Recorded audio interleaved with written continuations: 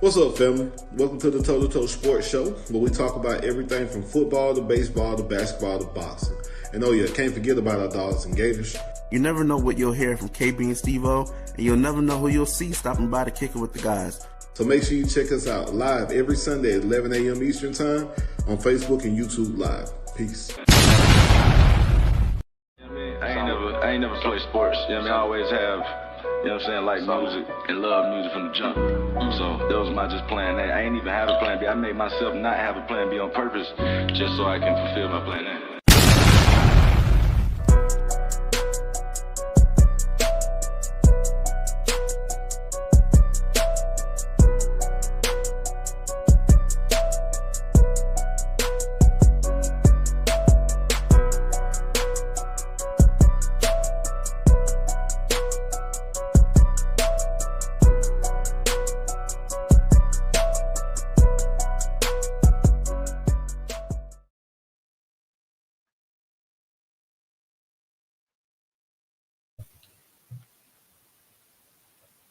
Yo. Can you hear me? What's up, my boy? Hey, Beezy, don't come on here with that look on your face, man. What's going on, family? Y'all know what time it is. It's Toe2Toe Sports Show. Myself, Steveo, my boy KB, the Florida Gator resident. Y'all won the final game. Y'all at home versus Florida State. You got your big W, man. You over there looking sour, man. What going on? Couldn't even enjoy it for 12 hours. You know, well, I will say this. Shout out to the guys for beating FS Pooh. You know, at the end of the day, if you can't beat Georgia, you better beat Florida State. You understand? Like, I don't care about nobody else. Florida State or Georgia, oh, I can't stand them. So the fact we went and we demolished them, I love it. Shout out to Mike Norvell. Hasn't won a away game since what they say. It's been 2 years now, 2 seasons now 2 seasons? Since Florida State has won a game away from their home stadium. It's been 2 full seasons, man. Stay right there for a second. Just think about this, man. Now, you guys did make an announcement a few minutes ago. I guess it's been breaking news. Y'all know we don't start rumors. We just talk about stuff. We're going to never break, man. We ain't going to never start nothing over here. But we'll talk about that in a second. Yesterday's game, man. This kid impressed me. I watched the enemy. You know how I say keep your enemies close, your friends close, but your enemies closer. So I tend to watch the Alabama games, the Florida games. I might even check out a Tennessee game every now and again because I want to make sure I know what's going on with the people that we're going to have to face and the teams that we're going to have to battle. So I kind of keep an eye on the games, man. And yesterday when I cut on the Florida State versus Florida game, this kid, man, he jumped out to me, and they just kept giving him the ball, and he just kept answering the bell, man. Talk about But let's call it what it is. I told the staff he's getting 1,000 yards regardless, somehow, some way. Here's Baugh into the end zone. Jaden Baugh, touchdown. They give it to Baugh. He hits the hole. Right back in Seminoles territory. Turning Baugh. Touchdown, Gators! Oh, that right there was Jaden Baugh. 1,001 yards.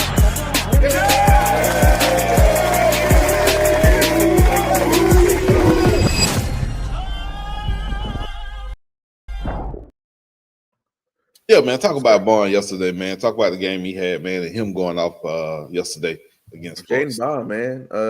True sophomore. He was underranked. I think he was like a 2.5 star, maybe 3 star.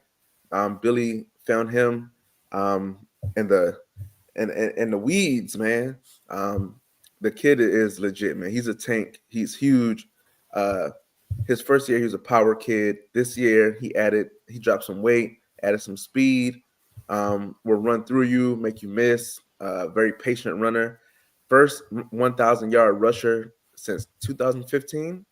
And he's had the second highest rushing yards in a season, only behind Emmitt Smith, 1989. He went for 1,100 something yards. He went for like 266.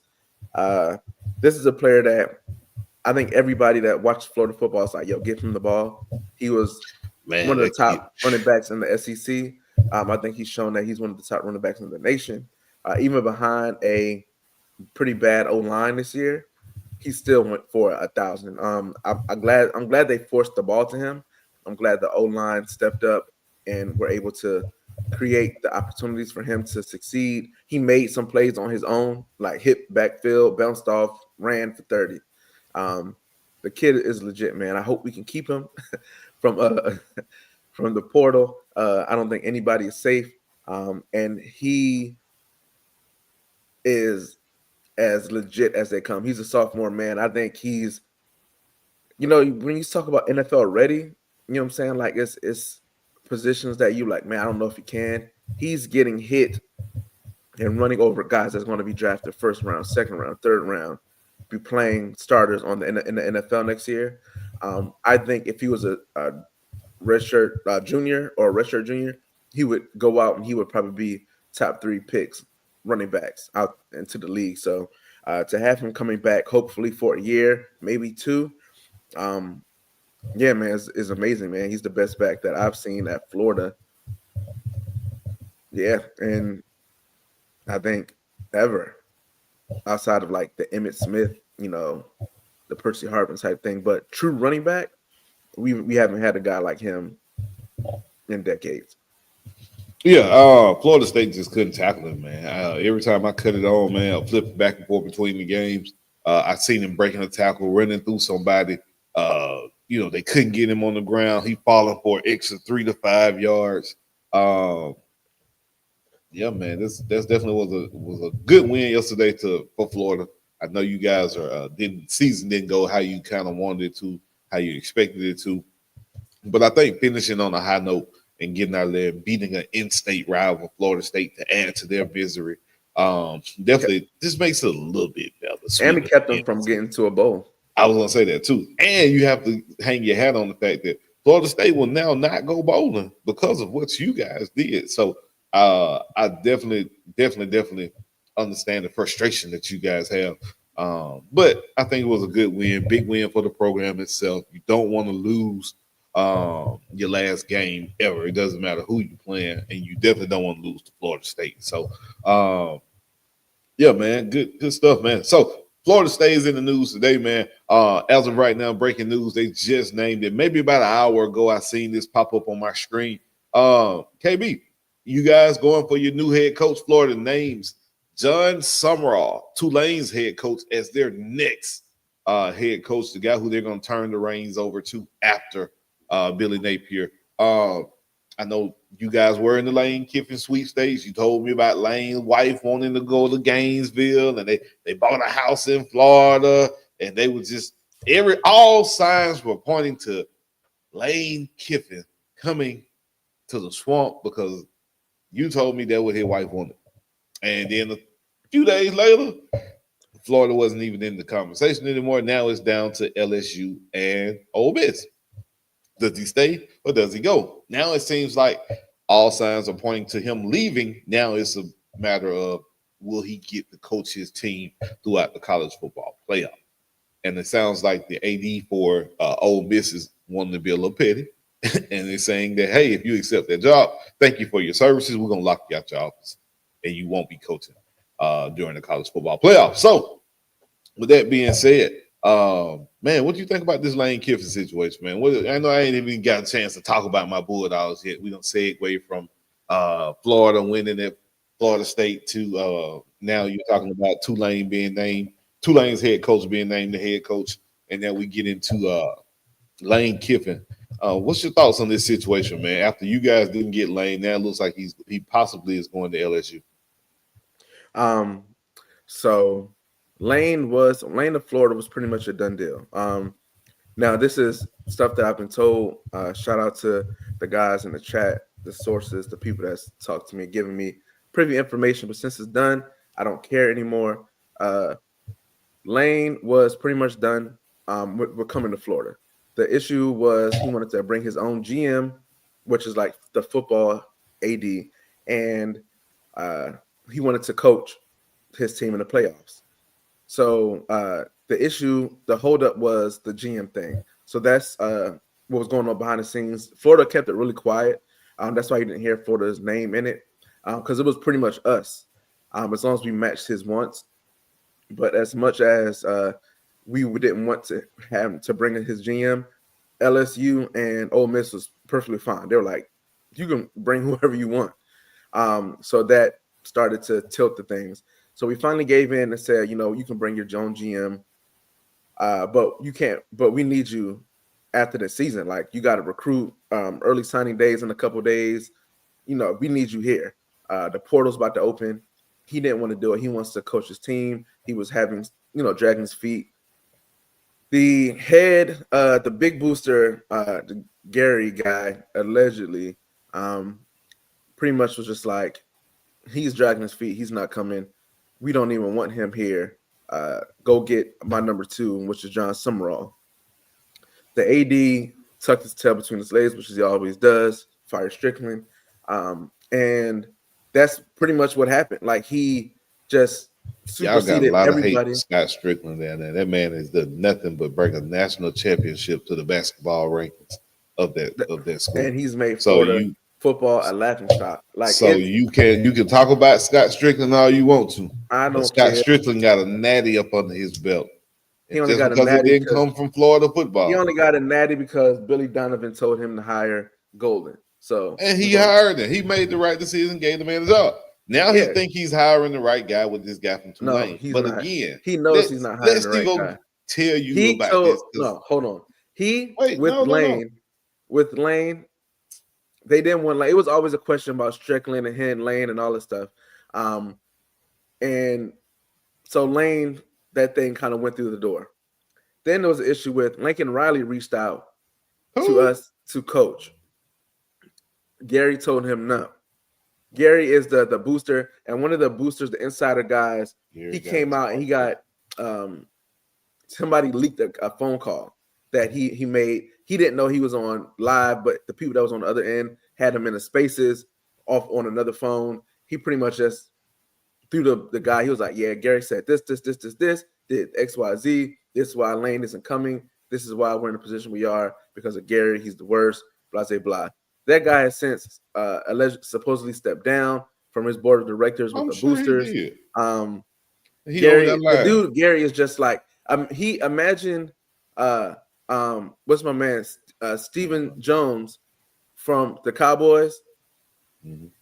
Imagine him as a booster for Florida. How he just tries to control everything. That's literally who this Gary guy is.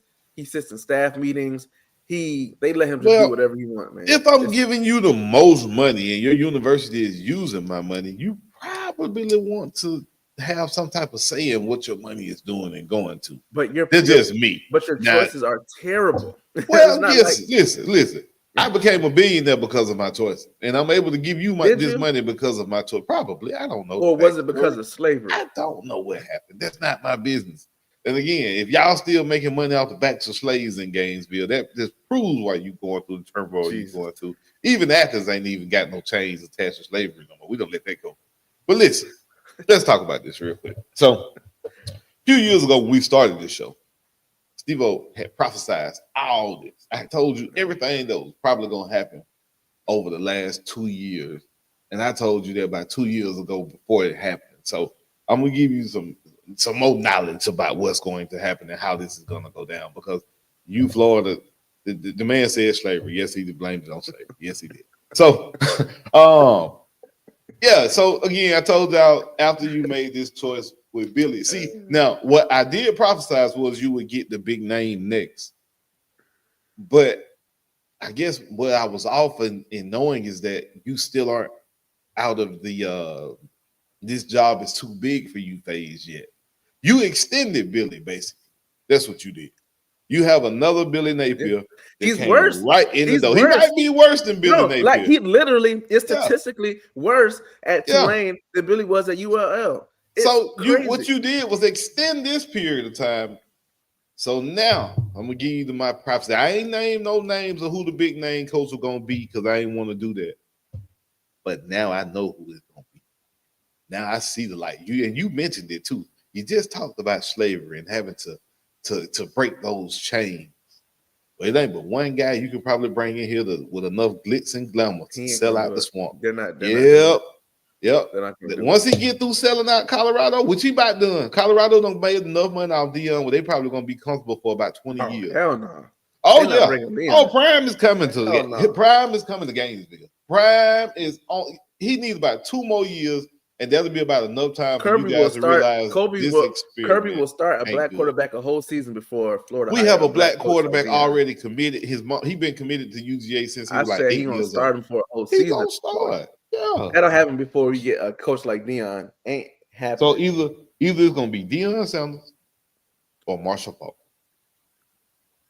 Marshall Faulk just got hired as the head coach at Southern University. That's the only reason I say that. Once you guys see him do a good job there, I think Marshall Faulk will be a perfect guy to come in. No. They're gonna get a good old boy that follows the rules. Until Gary Croak or something happen, they're gonna get a good old boy to follow the rules. The blackest coach that we possibly could have gotten was James Franklin, who I said would have been a good hire over his guy y'all just got.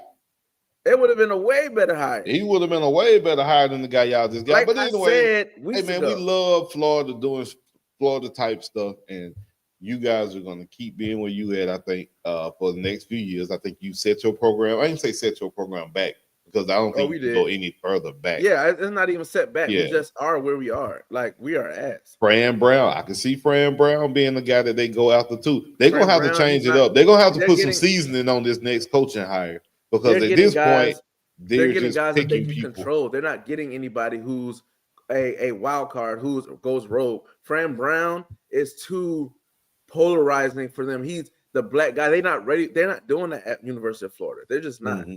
They ain't doing nothing at Florida. Nothing at all. So don't worry about it. It's okay. They ran. Just think about it. They had the last coach they had that was good was Urban Meyer, and they ran him out of there. Right, because he was cheating. After 2 natties. Listen. Let's talk about some winning football. Okay, let's talk about somebody that wins. Today, UGA, clean old fashioned hate.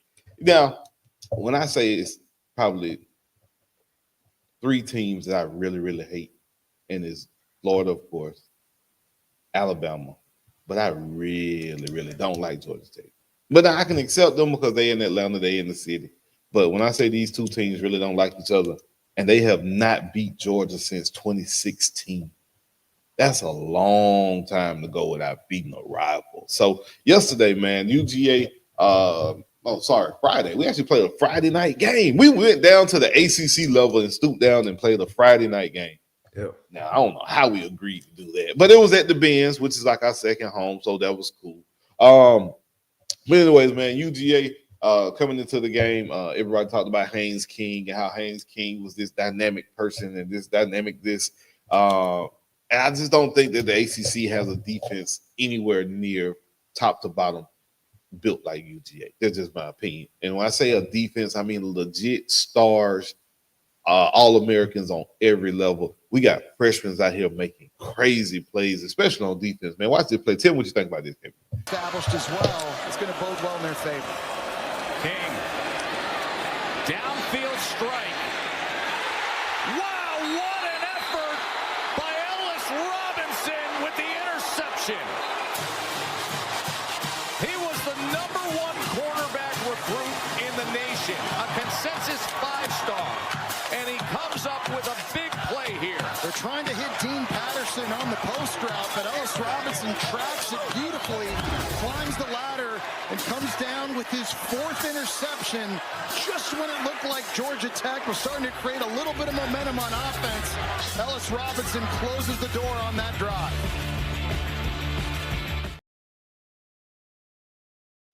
They can make that goddamn play. You talking about a DB going up there and getting it like that? Hey, man, these young guys are scary. I know we played Bama early in the season. That was like their his third start in the league, period. I'm highly interested to see what these Bama wide receivers do this time around versus the seasoned Georgia DBs, the seasoned Georgia defense. Again, we are playing majority on defense. I think outside of maybe 3 or 4 people, you have all of true freshmen and sophomores playing. So yesterday, man, not yesterday. I keep saying yesterday because I'm so used to playing on Saturday. But Friday, Haynes King, Georgia Tech, came in kind of with a chip on their shoulder. They had just lost the previous week, I think, to was that Pitt. Pitt, I believe they got beat by somebody. They got beat down by pretty bad the previous week. So came in knowing that they needed to win, especially if they wanted to stay in any type of playoff contention. They didn't score a touchdown, man. But this UGA defense, man, to be humming like this at this time of year. Offense, I think they went in with kind of for this defense to be humming like they are at this time of year, man, says a lot. Definitely says we are where we need to be. Offense, man, I'm not sure kind of if they had maybe like a vanilla game plan. I know we had a couple people banged up.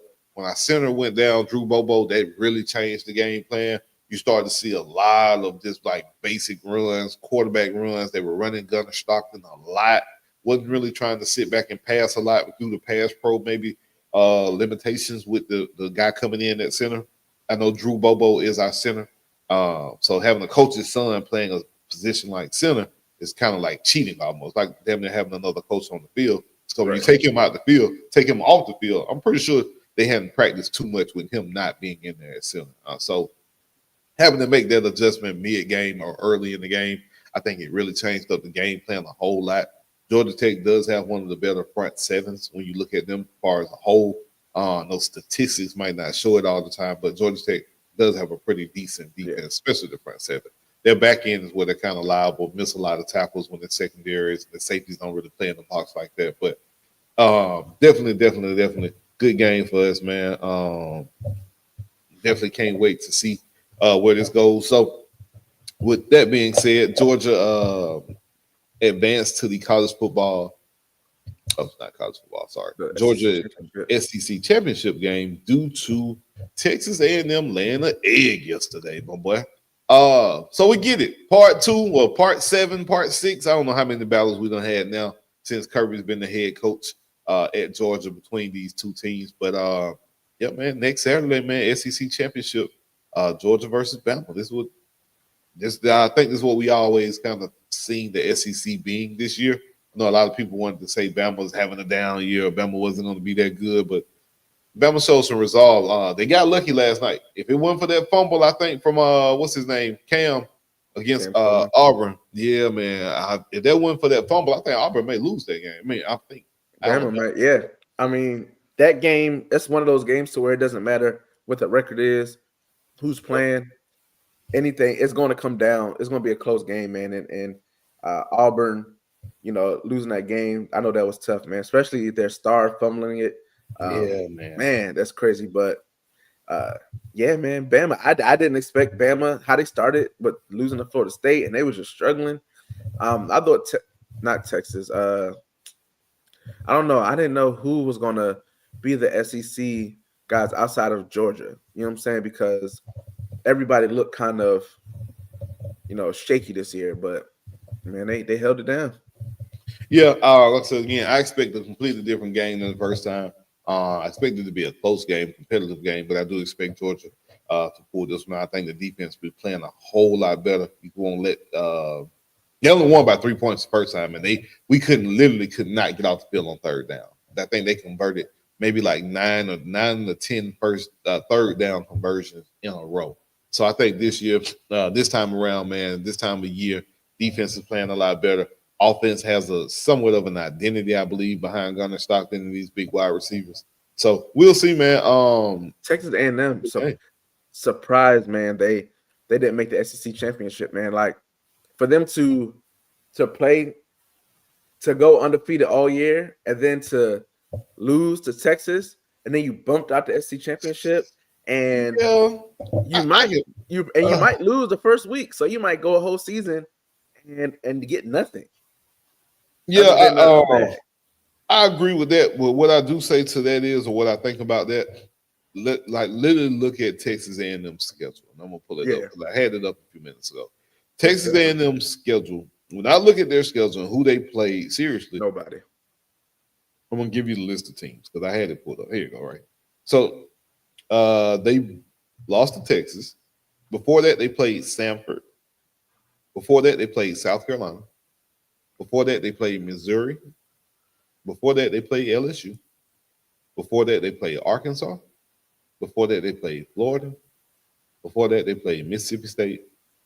Before that, they played Auburn. Before that, they did play Dame. They did win at Dame. I will say that. That was a good win. Utah State and UTSA. Now, of those teams I just named, you ain't got but one ranked, and that was Notre Dame. And that was week 2. That was week 3 of the season. So that was early in the season. They haven't played a ranked opponent nowhere along the way. Man, they got. So you look at Texas A&M and their body of work.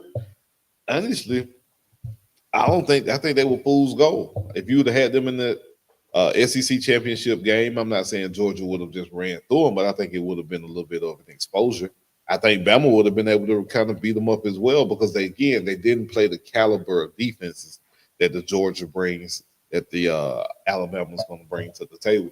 Because the difference between the two defense, a lot of defense, Georgia, Bama, the safeties will hit your ass. The DBs will hit your ass. Yeah. That fumble last night that was caused was by a safety hitting the Auburn player. You know what I mean? So that's why I'm saying that's a huge difference. And you want to know the difference between the big SEC program and the big SEC type defense. The safeties and DBs will hit you just as hard as anybody else. So can't wait to see the game, man. Georgia versus Bama. I think it'll be a close game, man. I think Georgia will win it by 3. Last second field goal, 31-28 type win, type victory. So the conference championship games, the lineup, which is you think the most surprising to you, and what's the one that you want to try to see the most? You got the ACC, you got Virginia versus Duke, man. You got Big 10, Ohio State versus Indiana. That's gonna be a 12, Ohio State versus BYU. Yeah, I think Ohio State's gonna kill them guys, man. I just do. I think Ohio State is way better than Indiana. Didn't they play already this season? I believe Indiana was blown out of Ohio State. Oh, I thought they had already played. Okay. No, they only play Oregon. So yeah, I think well, you know what? I love seeing chaos. I ain't gonna lie. I love seeing chaos in these championship games and seeing chaos in the college football playoff. Cal with the upset last night, knocking SMU out of the championship game.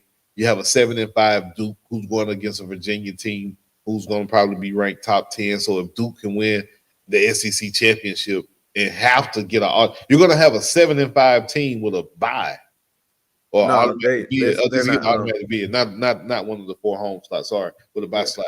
But they're going to be a 7-5 ACC champion possibly in the college football playoff. I don't see Duke beating Virginia, but I don't see it either. But they could. I mean, just for the chaos, bro.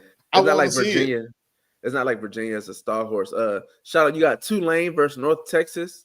Yeah, that should be a good one. Now with Tulane coach leaving, as a player, I would be highly interested. I wish I could interview one of the players after the game. I know they ain't gonna tell you before the game because you got PR. But how do you feel going into that game, knowing this is your coach's last game, knowing this is your coach's last shot with you guys possibly? Do you play harder or do you look at it as if, man, he going to be gone anyways? I'm going to just go out here and try to do my thing. Like, I wonder what mental makeup you have as a player in those situations because I just think it'll be hard mentally to just keep playing hard for this guy, and I know he's leaving, but at the same time, this is the championship game. You want to win. I don't think they would be playing for the coach anyway. I think they'd be playing more for each other and trying to get the dub, the championship. I think when you're at a place like the Tulane, your coach leaving is kind of it's more understood than True. Miss He's going on the bigger and better thing. Then Lane leaving for LSU in the middle of play. You know what I'm saying? Like, I think like where your program is.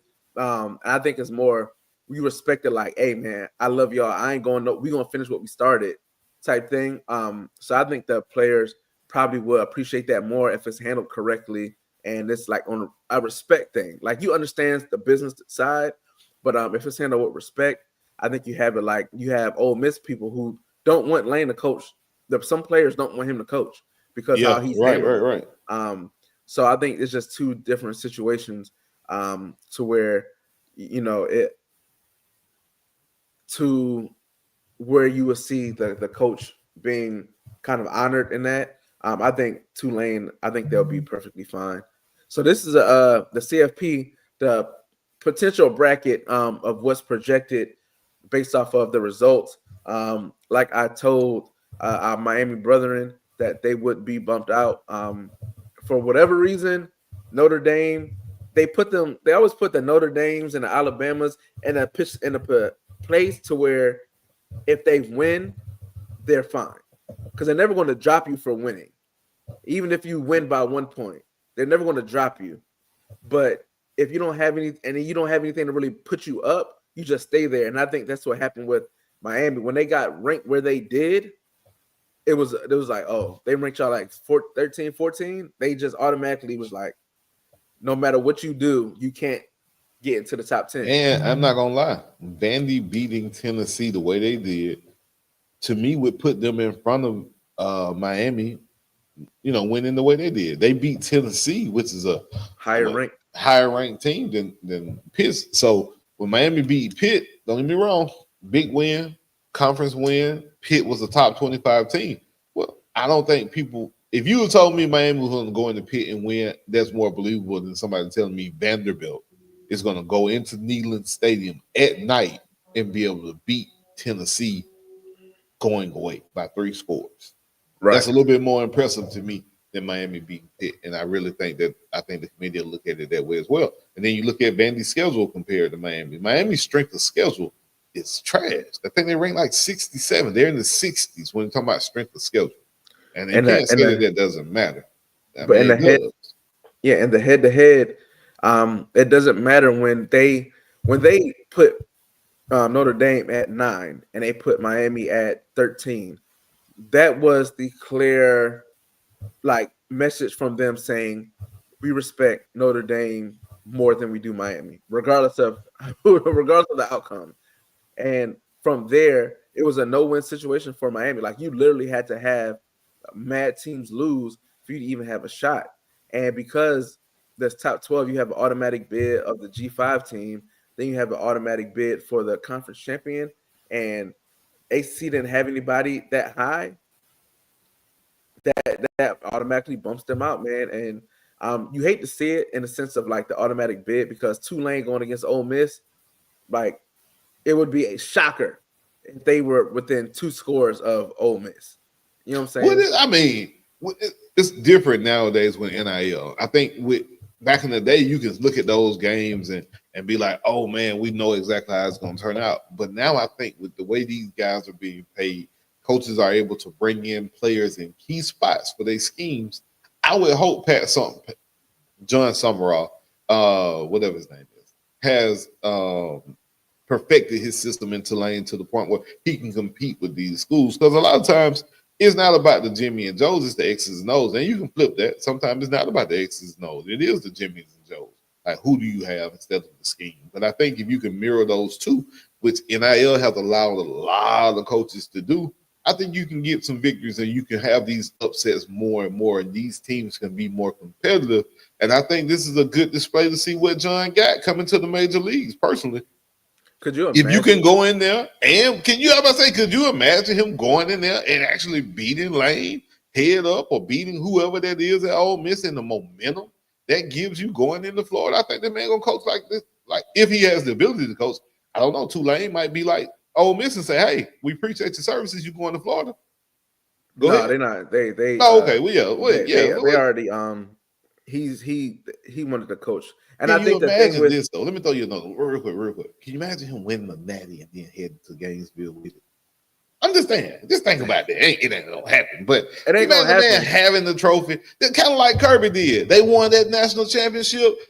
He was next morning. He was over there at goddamn Georgia, coaching with the national championship trophy with his family and everybody. He got one of the Natties with him, and I'm just saying, it would be a great story. Right. I just don't think that you ain't got to worry about it happening. I'm just telling you.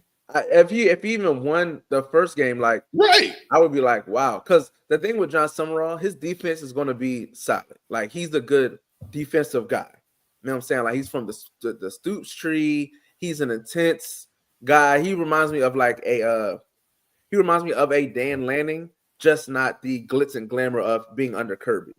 You know what I'm saying? Like, who Dan Lanning was for Georgia, that's who he was for like Kentucky. So it's like, all right, I get the defense will probably be legit or be pretty good. The offense is what scares me, because his offense is he has more passing than like Navy, Air Force. Like, it's like that. Like, we're about to throw the ball around. Ain't nothing wrong with that. SEC though, you got to be able to run the ball. You got to be able to run the ball. Well, I'm just being real. You better be able to stretch that bitch too. Excuse my French. So, yeah.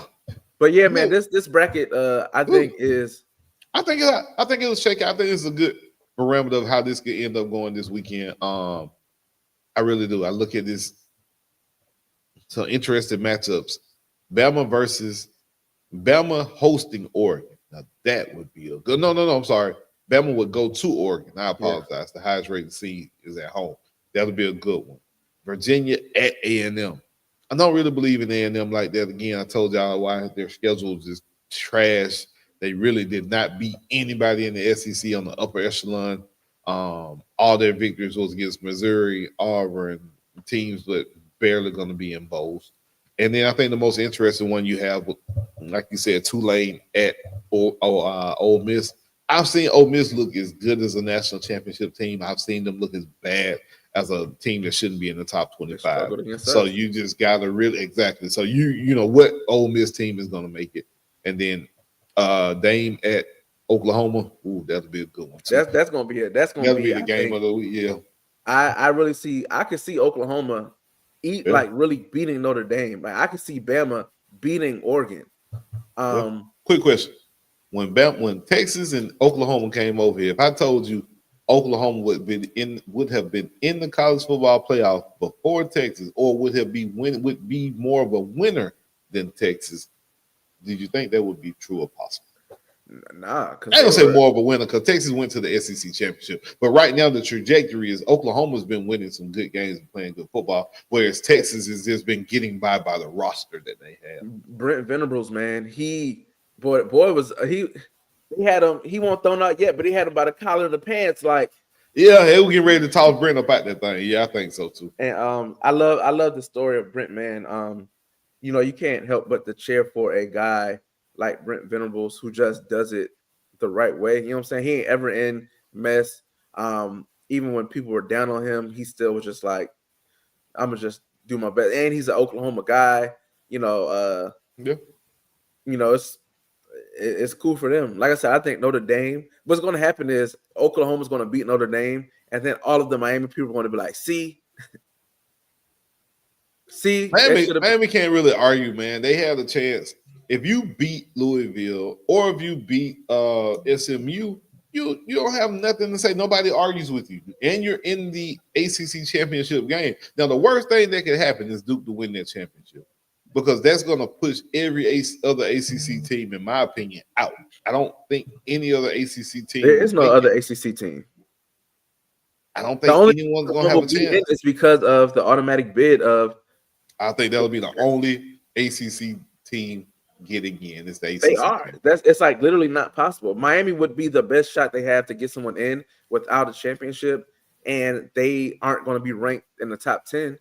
So that automatic bid is the only reason the ACC will even be represented in the CFP this year, which is which is wild, because I thought SMU, if they would have won yesterday, maybe won the ACC championship, that it was a possibility they could get in, and maybe a Virginia.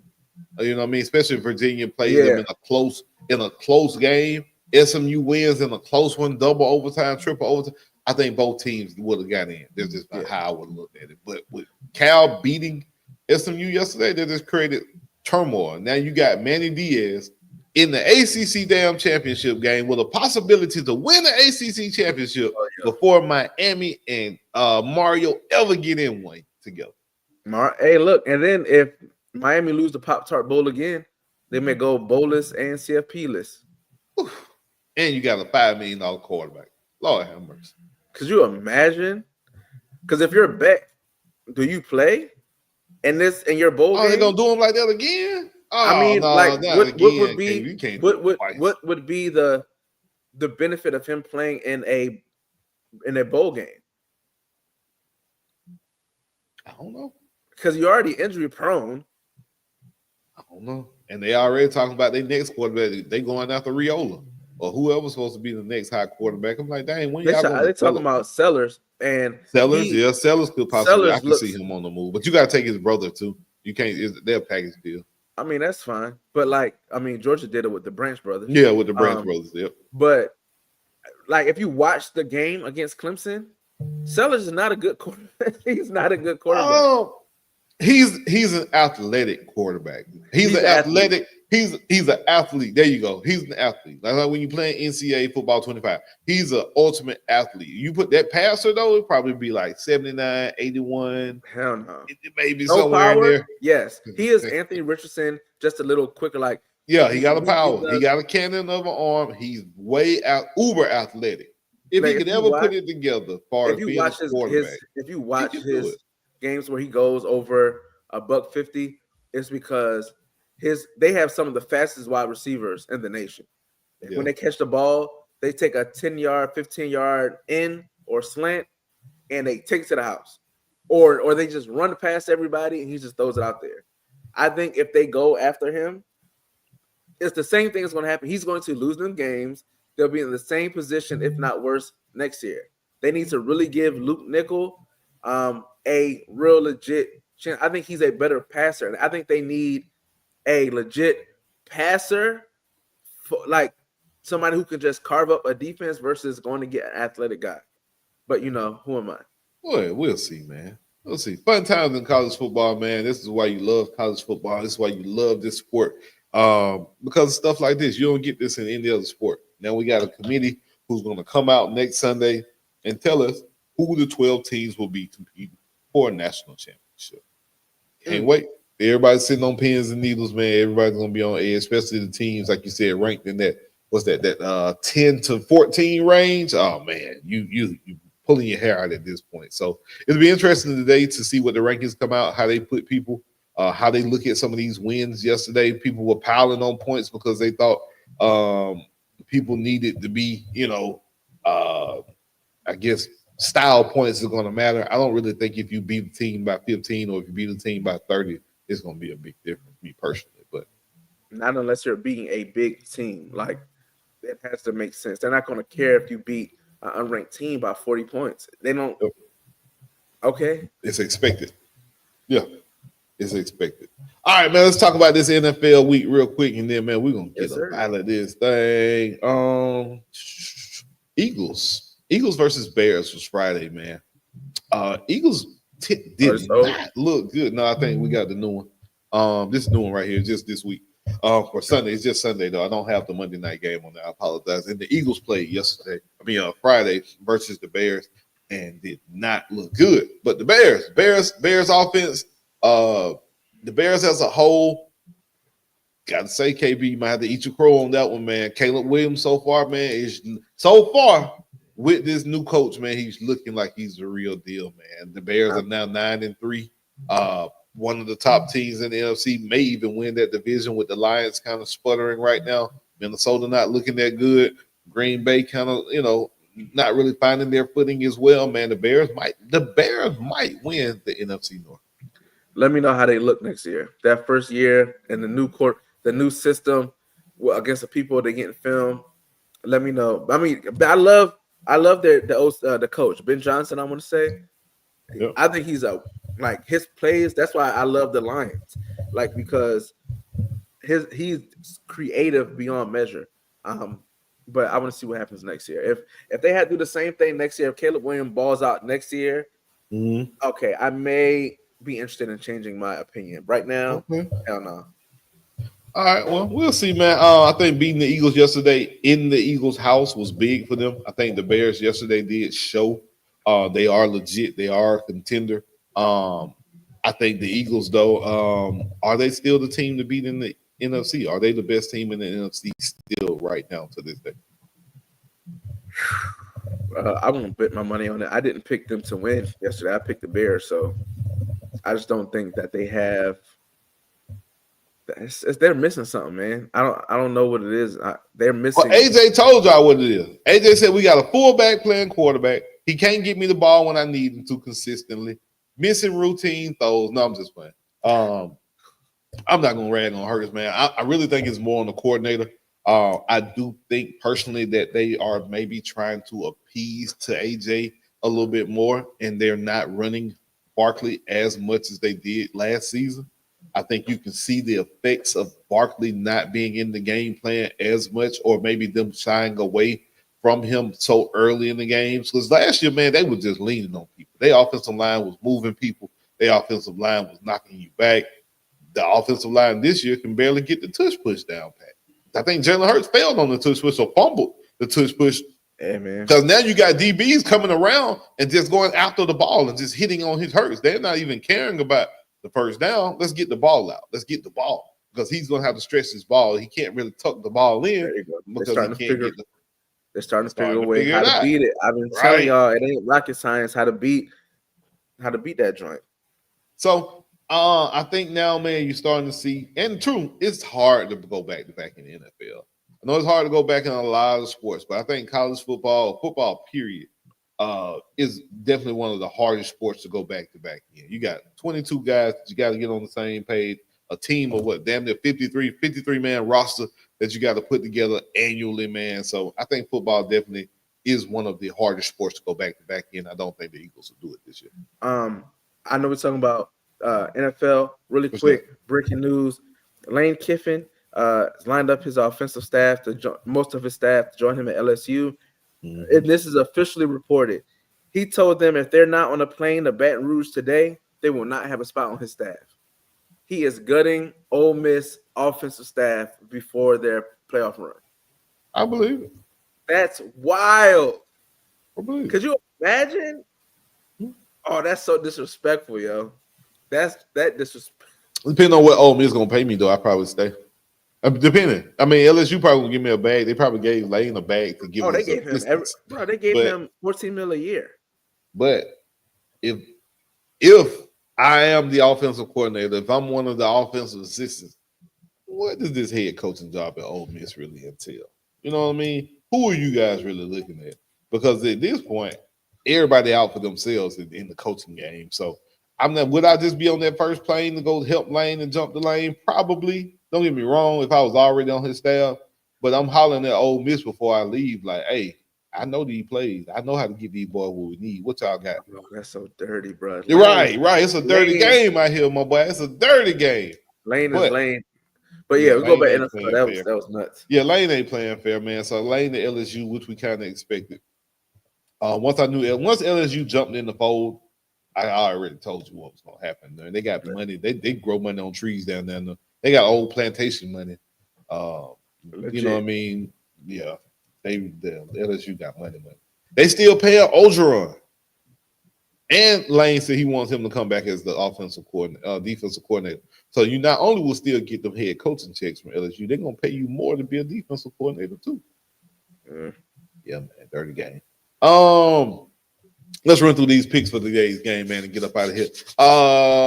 Sneaky good game. One that you probably didn't think was going to be good because I didn't think the Panthers were going to be crap this year, but Panthers are pretty good. I'm not going to hate on them. I'm going to give them props where the props are due. They battled last week. Who they played last week? San Francisco? Yeah. I think they ended up taking the L, but I think they put up a pretty good fight. They did. Literally fight. He punched that man. That was bad. The Rams, give me Rams. So yeah, I'm going Panthers, man. They're at home. Bang that drum. Yeah. I'm about to say something bad. I was about to say something really bad. I'm so glad I stopped myself, man. Ooh, that filter boy. I was bad. Texans at the Colts.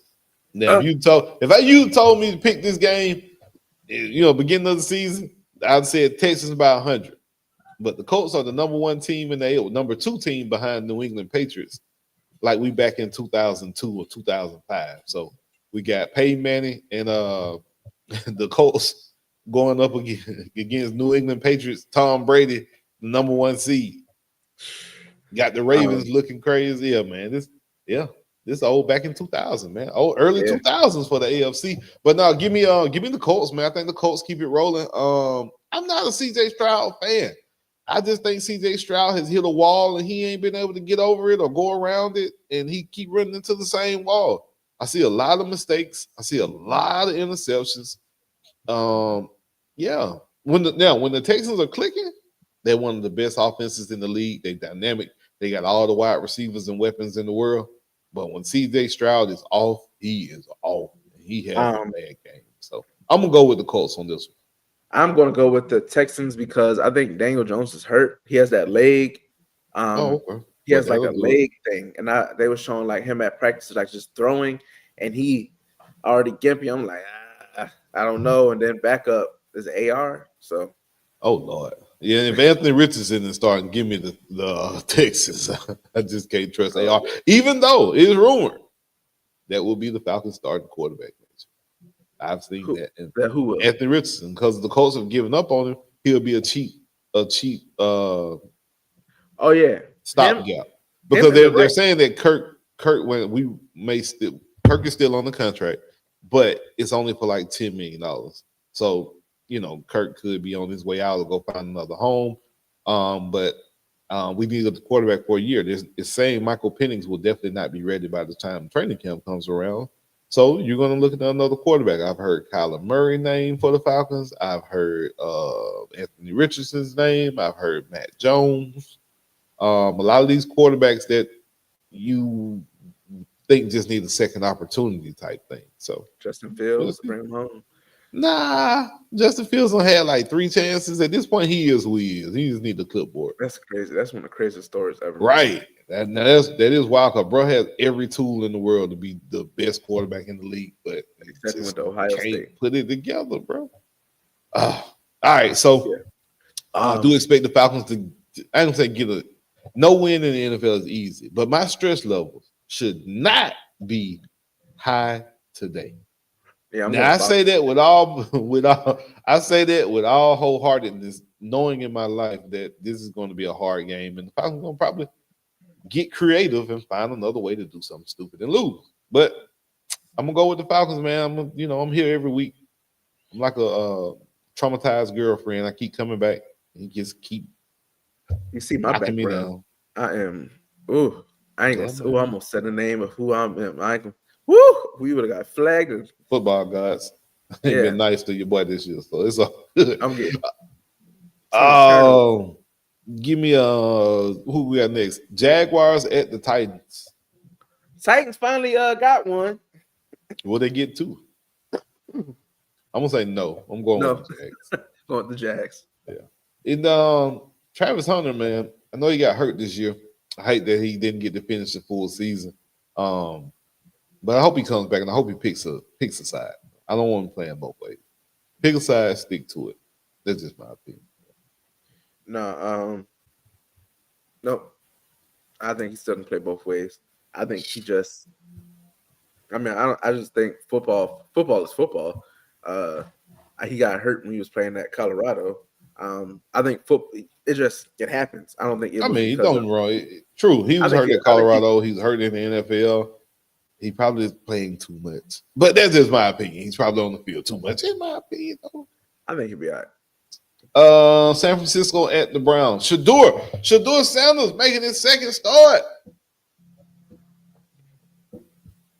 Yeah, I got Browns, man. Give me Shador, man. I got Shador making putting. I take Shador. If they want to roll with Gabriel, Shador in Atlanta, I'm pretty sure his daddy would pass out if Atlanta was able to go get Shador in the offseason. His dad would just have a conniption fit. He'd be so happy. You know what I'm saying? So, yeah. Saints at the Dolphins. Y'all know I ain't never picking the Saints, the Dolphins. This is what. If you would have told me that I would be picking the Saints potentially over the Dolphins, because I really think the Saints may pull it out. They probably will. That's a game that's just a poop stain on the league right there. True. I'm gonna probably go with the Saints because the Dolphins are an embarrassment. Let's see. Cardinals at the Buccaneers. Baker Mayfield is playing, but he has an AC joint sprain, so on his throwing shoulder. So good luck with that. I don't know why you put him out there to even risk further injury, but I definitely, because Baker's the type, he's gonna try to run you over. I hope he get down, but I think in the midst of the game, to take over the adrenaline, he tried to run you over. And next thing you know, he holding his shoulder going to the sideline. So I wouldn't have played Baker today, but I know it's a big game for them. The Falcons are only 2 games back. The Buccaneers, I think, are 1 game back. So the Bucs really have to keep winning. They can't just kind of let up at this moment. So give me the Bucs, man, to take it over the Cardinals. The Cardinals been playing good though. That rookie, what's that rookie D lineman they got? Walter Nolan. Brother, real deal. Real deal. Wait till he really get in shape. He just he's still on that. Like, I'm that guy when he actually give a damn. Yeah, but we knew that from when he came out of high school. Right. That one, no. He is who it was projected to be. Yeah, I'm gonna go with the Cardinals, man. I think that quarterback injury, I think that's going to have more of an impact than we think. The Cardinals have been playing well enough. Yeah. So I think it's like going to be a field goal type game. Minnesota playing a rookie no name we've never heard before, making his first start at Seattle. Give me Seattle. The Raiders versus the Chargers. Gino got to get offensive line. I was looking at it at first. I thought it was all Gino. I thought Gino was really bad. Like, damn, Gino, it's time to go home. No, the offensive line is atrocious. Like, they can't block for Gino. They can't block for Gentry. Yeah, it's not Gino. I was blaming Gino at first. I was like, dang, Gino can't be this bad. He leading the league in interception. It's not his fault. Bro is literally under duress every drop back, bro. I don't care nothing about that. He ain't got not one clean pocket the whole game, KB. Come on, man. You can't operate like that. I don't care nothing about that. He bad. Our O-line bad. Our team is trash. The only reason I'm wearing my Gator stuff is because my Raider stuff is because I ain't got a Gator beanie, and my Ohio State gear isn't in the mail yet. Ohio State? I'm picking them up. They're my team to run until someone will prove me that I'm jumping on the bandwagon Ohio State. I'll leave that alone. I like that. I like their colors. Now I'm about to be one of them fans, but I like them because they're jerseys. I'm about to bring that back. The game of the week, Bills at Steelers. Is Rodgers playing? I know he was hurt or he was nicked up and banged up. I don't know if he's playing this week. Bills are in desperation mode. Bills need a win, man. They got to get a win. Bills and Chiefs are both in desperation mode. So, again, if you would have told me that the Bills are fighting for their life, if Rodgers plays, Steelers win. That is crazy. I'm gonna go with Steelers for the upset. And what we got Sunday night, Denver Broncos at Washington. I think Jaden Daniels is out again. I think he's still hurt, so he won't be playing. Give me the Broncos. I don't want Broncos anyway. Yeah, that year 2 hasn't been nice for Jaden Daniels at all, man. Year 2 has not been nice. So ran through them games. Who plays tomorrow night, Monday night? The Monday night game this week will be Giants at the Patriots. Patriots probably won that one. Yeah, give me the Patriots. I like Jameis Winston last week. He did his thing, big game. They was able to ball. They were dancing and juking and jiving. I think the Patriots on a different level at this point. I think Drake May is as good as advertised. And Drake May, they say he was clone to Tom Brady because Tom Brady got his dog cloned because his dog passed, and then they brought the dog back as a clone. So they say Tom Brady a few years ago when he invested in this stem cell company, he gave them his stem cells, which is 21 years ago. Drake May is like 20 years old. I ain't putting the theory out there, conspiracy. Again, I don't start rumors. We just talk about them. But they saying that Drake May is Tom Brady's clone. So, yeah. I've seen that theory 3 times. And when I see it once, okay, it's just somebody making it up. See it twice, okay. Third time I see that story on my feed, I'm like, wait a minute. You could have made another Beyonce or something. Dang. Kelly Rowland or something. They say Jelly Roll a clone now, like Gucci Mane.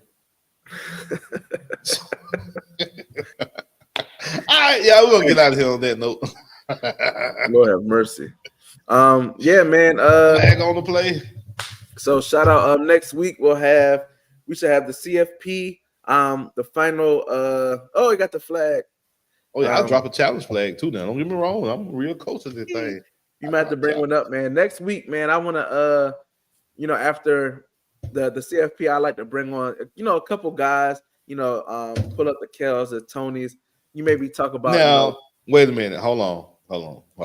We can bring Kells and Tony on here, but if they're gonna be on here all bitter and mad and talking bad about the SEC and how we cheated and this and that and how we paid for this and that, I don't want to hear that because that's all they want to claim the fame.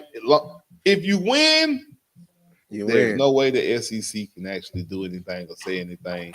But that's not always the case, and we know that. So, with that being said, man, we'll bring some people on, man, get some peak guys on here to talk. Even get Crystal on. I talked to Crystal not too long ago, and she definitely said she'll definitely down to come on. Yeah, man. When we talk about the CFP, man, and outlooks, predictions, maybe everybody can bring up their prediction as far as fill out a bracket, and I'm with it. Bracketology for college football playoff. I'm with it. Yeah, you know what I'm saying? A little bracketology thing. Go from there, man. And That's the holiday season, man. You enjoyed your Thanksgiving, I hope, man. Hope you and the family y'all got to eat good, man, and enjoy your day and be merry. Man, it's food and time with family. Off work.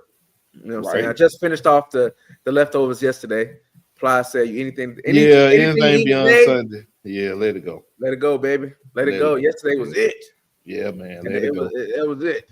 I think I ate pizza last night. I got tired of eating it so much, bro. I can't do it. So, yeah. Just got the spinach dip. I had to finish that off.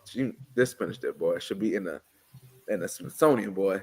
But yeah, I finished that. That was it. That potato salad. I won't touch nothing else. You know what I'm saying? Yeah. I think my favorite leftover, if I had to just choose a leftover, it'll always be that dressing. I think that dressing hit different the next day, man. Yeah. Stuffing for you people up north. I'm sorry. Oh, I made real stuffing. So shout out to my mother-in-law. She walked me through it. I made real stuffing. I mean, real dressing. Oh, okay. Real dressing, like from scratch. Yeah. The cornmeal. Yeah. That joint came out. Oh, look at you all domesticated. Yeah, I cook it again in about 7 to 8 years. Hey, man, well, do me a favor, man. I hope y'all, if you did enjoy your holiday, if you did enjoy your Thanksgiving with your family, man, make sure y'all hit that like button. Make sure you hit that share button. And make sure you tell your people, man, Sunday morning at 11:30, man, KB and Steve on here, and they talking about sports, man. So y'all get up, come on, talk that shit with us. Indeed. Till next time, man. We out, man. Peace. I ain't never played sports. You know what I mean? I always have, you know what I'm saying, like music and love music from the jump. So that was my just plan A. I ain't even have a plan B. I made myself not have a plan B on purpose just so I can fulfill my plan A.